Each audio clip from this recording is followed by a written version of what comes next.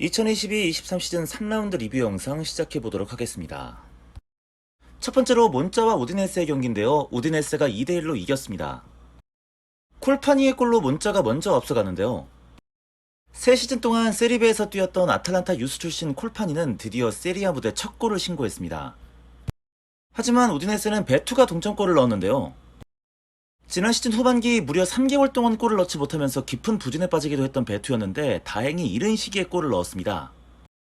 이어서 우도지의 역전골까지 터졌던 우디네세. 개인적으로 이번 시즌 우디네세 최고의 성과는 우도지를 팔았지만 다시 임대로 데려온 일 같습니다. 없으면 큰일 날 뻔했죠. 반면 갈리아니 단장을 내세워 폭풍 영입을 했던 몬자는 개막 3연패에 빠졌는데요. 특히 큰 기대를 갖고 영입했던 파블로 마리가 부상으로 빠져있는 데다가 라노키아도 장기 부상을 당하면서 이탈해 있고 마를론까지 부상으로 빠지는 바람에 제대로 된 센터백 라인 구축하기도 어려운 상황입니다. 다음은 예상 밖의 결과가 나왔는데요. 라치오가 인테르를 3대1로 대파했습니다. 개인적으로 이번 경기 갈리아르디니가 선발 출전을 한 것부터 뭔가 잘못될 거라는 생각이 들었습니다. 이번 경기 수비, 패스, 공격 뭐 하나 제대로 하는 것 없이 그냥 경기를 망쳤던 1등 공신이었는데요. 그것보다도 저는 이번 경기 사리 감독의 전략이 제법 좀 흥미진진했습니다. 평소대로 짧은 패스 위주로 전개하지 않고 계속 롱패스를 시도하는 모습이 보였는데요. 그 희생양이 됐던 선수가 바로 왼쪽 윙백 디마르코였죠. 전체적으로 수비력이 좋지 않은 탓에 계속 롱패스에 뚫리기 바빴는데요. 결국 첫 실점도 그렇게 나왔죠. 디마르코가 제대로 안데르송을 체크하지 못한 틈을 뚫고 라치오가 첫 골을 기록합니다. 거기다 베시노가 중원에서 압박을 잘 걸어주자 다른 미드필더들이 좀 더 공격적으로 나설 수 있는 원동력이 되기도 했습니다. 직전 경기에서는 베시노를 선발로 쓰고 경기를 망쳤던 라치오였는데 왜 사리 감독이 계속 중용하는지를 알 것 같았어요. 어쨌든 인테르는 라우타로가 한 골을 만회했지만 루이스 알베르토와 페드로에게 원더골을 쳐맞고 개같이 패했습니다. 진짜 졸전 중에 졸전이었습니다.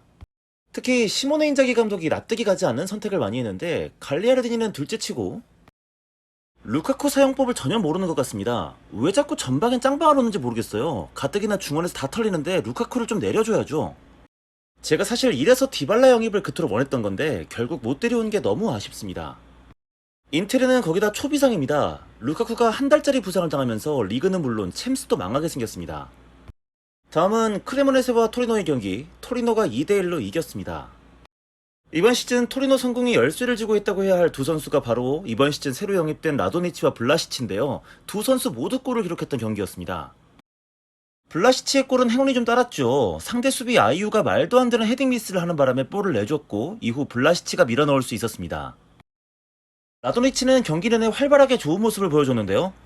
라도니치 역시 골을 기록할 수 있었습니다. 하지만 토리노에서 가장 눈에 띄었던 선수는 데뷔전을 치렀던 토리노의 새 센터백 슈루스였는데요. 클리어링만 무려 10개, 거기다 공중볼 경합 7번을 모두 이겨내면서 확실하게 자신의 능력을 증명했습니다. 그나마 크레모네세는 한 골을 만회하긴 했는데 생각한 것보다는 경기력이 나쁘지 않습니다. 하지만 계속 결정적인 실수가 한두 개씩 나오면서 경기를 망치고 있는데요. 현재 3전 3패입니다. 다음 유벤투스와 로마의 경기는 1대1 무승부로 끝났습니다. 직전 경기 충격적인 강강수월레 사커를 보여줬던 알레그리 감독의 유벤투스였는데요. 이번 경기는 블라우비치의 골과 함께 쉽게 출발했습니다.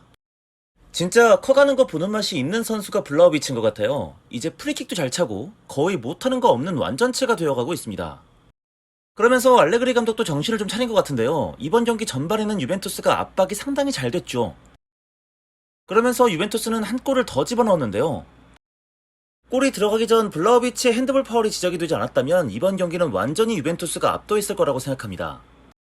로마 쪽에서는 중원부터 볼이 돌지 않자 디발라가 적극적으로 내려와주면서 전개를 해주는 모습이 눈에 띄었는데요. 저게 디발라의 강점이죠.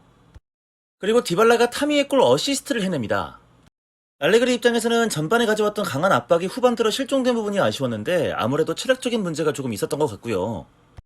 그래도 처음 선발 출전한 미레티가 굉장히 좋은 모습을 보여주면서 어느 정도 중원에 희망을 찾은 것 같습니다. 한편 밀리크가 유벤투스 데뷔전을 치렀습니다. 딱 제가 기대한 정도의 활약이었고요. 옛날 벤트너 생각이 났습니다. 그리고 로마에서는 크리스탄트에 잘 봤습니다. 갈리아르디니의 완벽한 다른 모습이 거기에 있었더라고요. 그리고 개인적으로 펠레그리니는 자꾸 애매한 선수가 되는 느낌이랄까요. 3선으로 쓰기에는 수비가 안 좋고 2선으로 쓰자니 압박에 취약하고 이번 경기도 아쉬웠죠. 이래서 곧 죽어도 자니올로가 있어야겠구나 라는 생각이 들었습니다. 그래도 무리뉴 감독이 후반 시작과 동시에 만치니를 빼고 포백으로 전술을 바꿨던 선택은 훌륭했습니다. 갑자기 로마의 밸런스가 맞아가기 시작했죠. 아쉬운 부분은 칼스도르프의 폼이 영 안 좋다는 건데 그래도 새로 영입한 첼레크가 좋은 활약을 보여주면서 어느 정도는 대체할 자원을 구한 것 같습니다. 다음 경기 밀란과 볼로냐는 밀란의 2대0 완승이었습니다. 드디어 데케텔라에르가 처음으로 선발 라인업에 포함이 됐던 경기였는데요. 이번 경기 곧바로 어시스트를 만들어냈습니다. 개인적으로 좋은 자원인 것 같았어요. 기본적으로 드리블 스피드가 빠르고 패스 정확도가 상당히 좋은 유형의 선수인 것 같습니다. 어시스트를 하나 더 할 뻔도 했었죠. 한편 밀란의 첫 골의 주인공은 최근 비판이 많았던 레앙이었는데요. 레앙은 두 번째 골 어시스트도 했습니다. 레앙의 어시스트를 받아서 두 번째 골을 기록한 선수는 지루였는데요. 이 골은 지루의 커리어 300번째 골이었습니다. 진짜 놀랐어요. 지루가 이렇게 많이 넣었다고? 이래서 이미지가 무서운 것 같습니다. 다음 스페지아와 사스올로의 경기 2대2 무승부로 끝났습니다. 프라테시의 골로 먼저 앞섰던 사스올로, 곧장 스페지아의 바스토니가 동점을 만드는데요. 이후 사스올로는 공중볼 경합 과정에서 페라리가 상대 선수를 팔꿈치로 가격하면서 PK를 내주게 됩니다. 그리고 은졸라가 집어넣고 다시 리드를 가져오죠. 하지만 어이없는 실수가 나오는데 드론고프스키 골키퍼와 센터백 칼다라가 이렇게 공을 두고 겹치면서 말도 안 되는 골을 내주고 말았죠. 핵심 공격 자원들이 다 팔려버리고 이번 시즌 새로 영입된 피나몬티는 이렇게 다소 어이없게 사스올로에서 첫 번째 골을 성공시켰습니다. 경기는 변수에 변수를 더해갑니다. 스페지아의 미드필더 엑달이 퇴장을 당하면서 사스올로는 승기를 잡았는데요. 스페지아는 사스올로의 거센 공격들을 가까스로 잘 막아내면서 결국 무승부로 승점 1점을 가져오는 데 성공했습니다. 전적으로 골키퍼 드론코프스키 덕분이었는데 아마도 이번 시즌 스페지아의 최고의 영입이 될 것 같습니다. 베로나와 아틀란타의 경기는 아틀란타가 1대0으로 이겼습니다. 코프메이너스의 결승골로 승부가 갈린 경기였습니다. 하지만 전체적으로 베로나가 대등한 싸움을 벌였는데요. 그럴 수밖에 없는 것이 아틀란타 라인업에 힘이 잔뜩 빠졌습니다. 우선 센터백 자리에는 오콜리가 선발 출전했고요.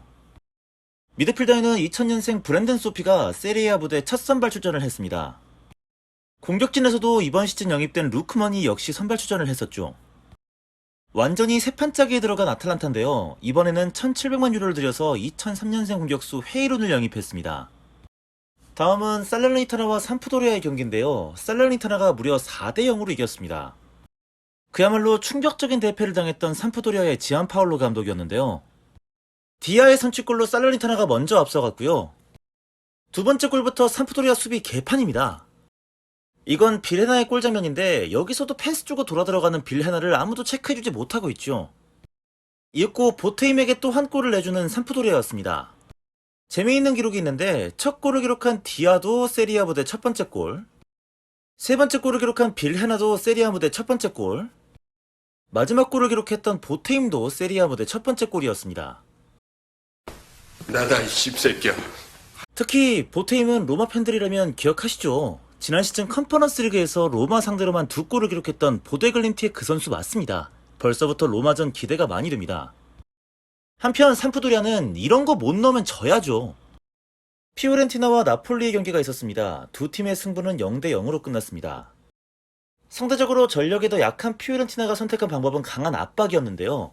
특히 중원의 로버트 카를 적극적으로 붙어주면서 묶어둔 점이 효과를 봤습니다.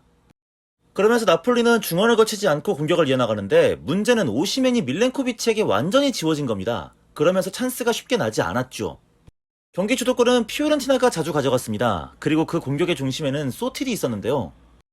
이번 경기 소틸의 컨디션이 정말 좋았습니다. 하지만 문제는 너무 동료를 살피지 않고 슈팅 위주로 경기를 했다는 건데요. 그것만 빼놓고 보면 소틸이 가장 잘했습니다. 그리고 개인적으로 가장 인상 깊었던 선수는 암라바트였는데요. 지난 시즌까지는 이탈리아노 감독 체제에서 아예 플랜에 없는 선수였는데 수비도 좋아지고 볼을 오래 끄는 버릇이 많이 사라진 느낌이었습니다. 앞으로 좀 기대가 많이 되네요. 새로 영입한 안토닌 바락도 계약서 잉크가 마르기도 전에 선발 출전을 해서 좋은 활약을 보여줬습니다. 나폴리는 로사노의 이 헤더미스가 정말 아쉬웠는데요. 더 엄청난 놈을 발견했으니 바로 은돔벨레였습니다. 특히 이 스피드는 진짜 기억에 오래 남네요. 그래도 김민재 선수의 이번 경기 역시 좋았습니다. 인터셉트 3번, 클리어링 5번으로 양팀 수비수 전체를 통틀어서 가장 수비 지표가 좋았어요. 경기 끝나고는 이런 장면도 있었죠. 경기 내내 피오렌티나 홈 관중이 스팔레티 어머니 욕을 하는 바람에 스팔레티가 종료 직후 설전을 벌이는 상황도 있었습니다. 아니, 얼굴 보니까 나이도 잡술 만큼 잡순 양반이던데 왜 그러는지 모르겠습니다. 이번 라운드 마지막 경기는 레체와 엠폴리였습니다. 1대1 무승부로 끝났습니다. 나쁘지 않은 전력을 갖췄지만 아직까지 이번 시즌 한 골도 넣지 못하고 있던 엠폴리였는데요. 파리시가 이번 시즌 첫 골을 만들어줍니다. 하지만 레체 스트라페자에게 골을 내주는데요. 인테르에서 임대해온 사트리아노를 처음으로 선발 출전을 시켜봤지만 활약이 좋지 못했습니다. 아쉽네요, 개인적으로. 아틀란타에서 온 라머스도 시간이 좀 더 필요해 보입니다. 그럼 이번 3라운드 영상은 여기서 마무리하도록 하겠습니다. 그리고 저번에 했던 이벤트 당첨자 발표 영상 업로드했습니다. 확인하셔서 당첨되신 분들 메일 보내주시기 바랍니다.